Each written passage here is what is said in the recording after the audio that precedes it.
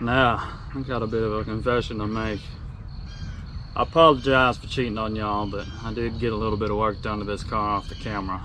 It was late at night, and I was just tired trying to get work done. All that to say, I'm almost done getting the seat properly mounted. Just got to trim this bracket up a little bit and, you know, get rid of my crappy welds here that didn't stick.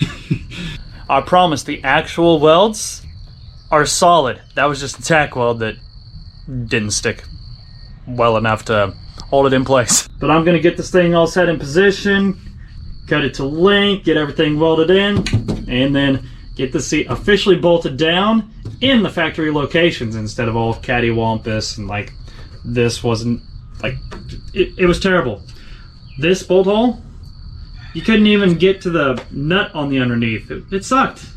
You should have seen what the brackets looked like. It was terrible. Super thin and flimsy. You could just sit there and shake the seat around. But regardless, get this finished up and I'll get back with you.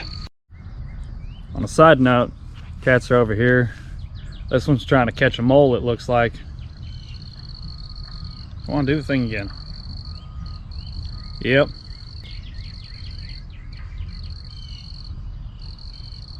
That one right there is a good hunter. Seat bracket's almost completely finished. I still need to get this hole drilled out, but I broke my step bit. I'm also going to change these out to some slightly cheaper bolts because I don't want to use these fancy flange bolts for studs for this. But the bulk of the welding's done and I'm ready to throw this thing back in the car.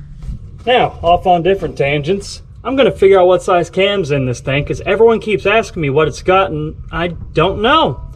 So, got my dial indicator set up on a mag base and everything. I've got it zeroed out. It's at zero lift right now on this particular exhaust, you know, whatever. It's at zero lift on this particular exhaust valve. There we go. So, I could tell just by looking at the camshaft that it's a Mopar Performance Purple shaft, and every single one of those is going to be a single pattern. So I could just take the lift off of one of these valves and figure out which cam I have.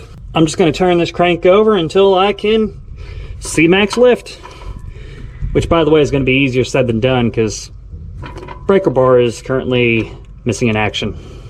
Ah, great. So catching back up with you here, I've gotten this to move, which it's currently moving backwards, but that's just a function of the engine turning on me. So there's 100 thousandths, there's 200, there's 300,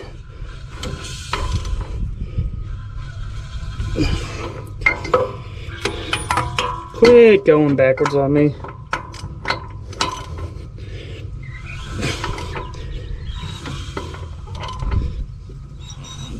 Okay, not quite 500.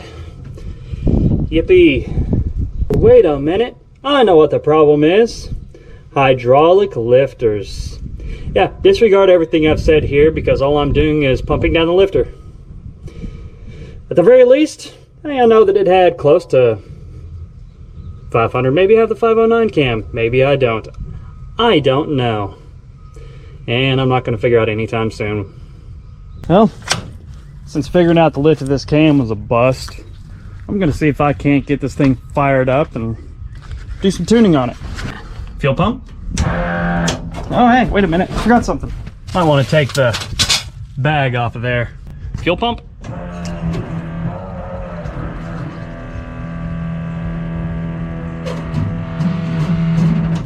Oh, great. Now it's leaking. I guess I get to fiddle with that now.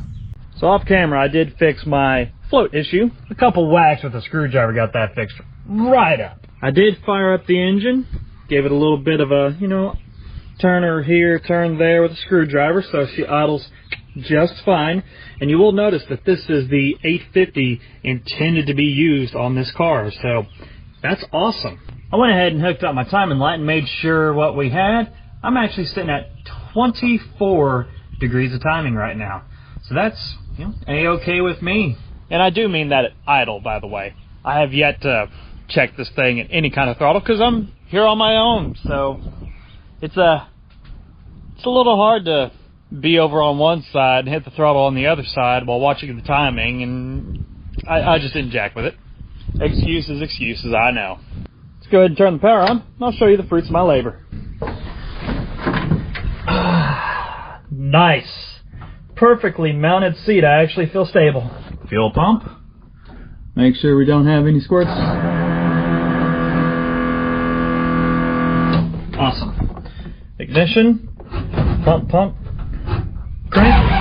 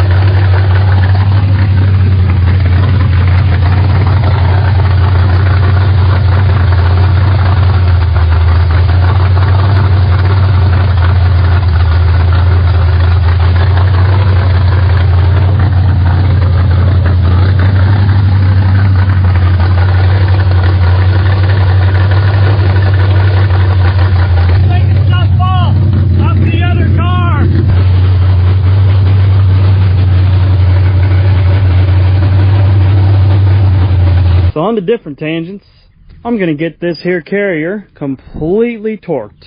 Now of course this is torqued, got the backlash all set and everything. It's ready to just be final torqued up here and get all these ring gear bolts torqued. So you'll notice I have this fancy little stand from Speedway Motors. 50 bucks on eBay plus, you know, like 20 bucks worth of shipping or something like that. But look at this. I can work on it up here in the free space.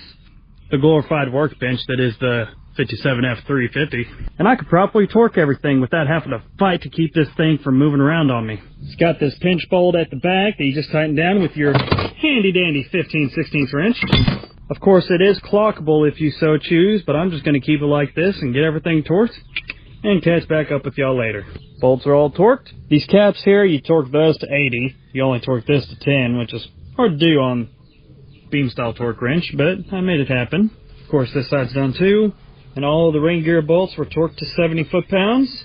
All of them marked. All of them I'm gonna know, hey, I torqued them.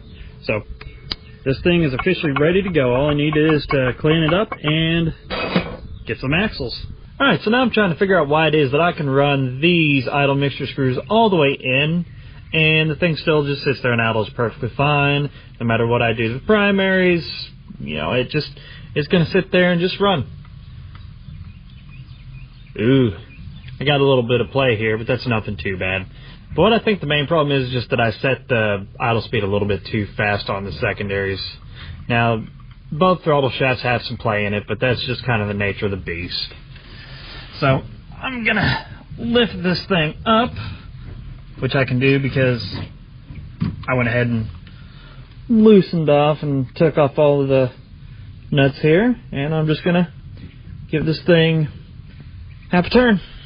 Considering I had turned it in a turn and a half prior, and it made a humongous change, I'm hopeful that that's change enough to accomplish something. So I'm going to get this put all back together, which doesn't take very long at all. Fire the car up and see where it wants to idle. Of course, I'm going to turn that in a couple turns, turn and a half or so, just to make sure that it'll idle once I fire it up and I have some adjustment.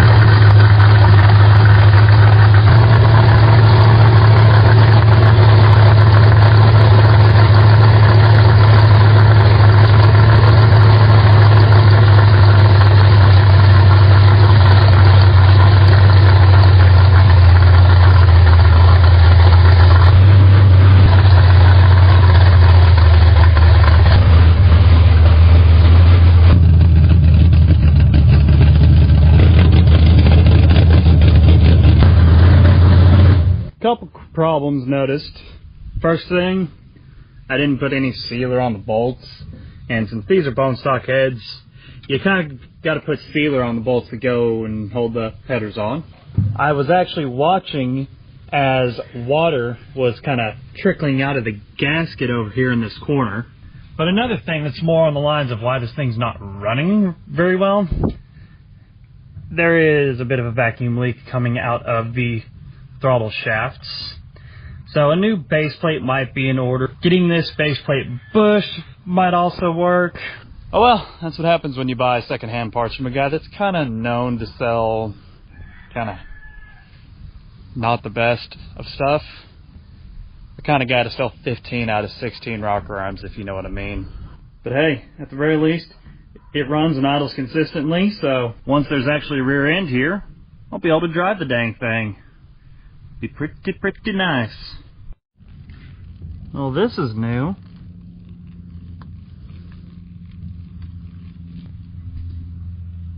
Yeah, it's just leaking straight out of that hose.